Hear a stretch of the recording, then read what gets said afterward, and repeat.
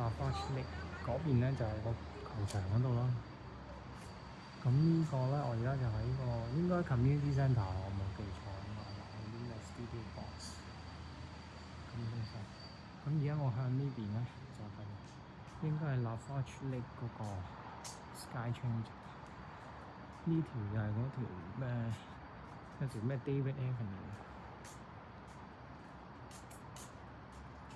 咁而家試下行去 SkyTrain。咁其實行去 SkyTrain 應該就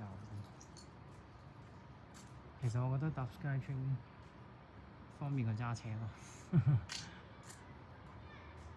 嘢就搭到去 Holden Studio。OK，SkyTrain 站。咁我睇下邊度上啦。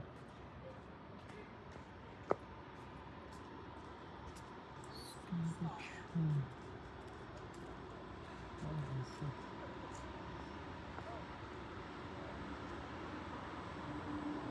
邊度有嘅？有得數啊！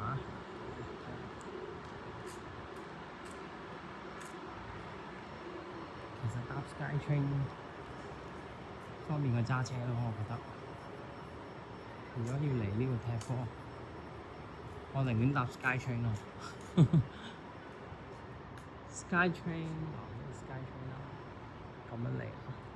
咁 SkyTrain 就一路向嗰個方向就一路向東北就去到睇到球場咯，即係上次咩對伊朗嗰個球場咯。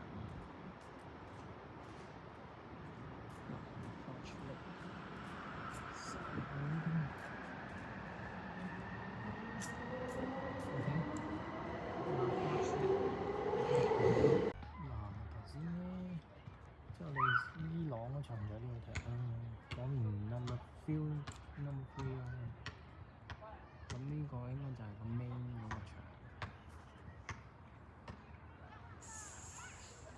咁我就望到有瓦遮頭嘅，OK。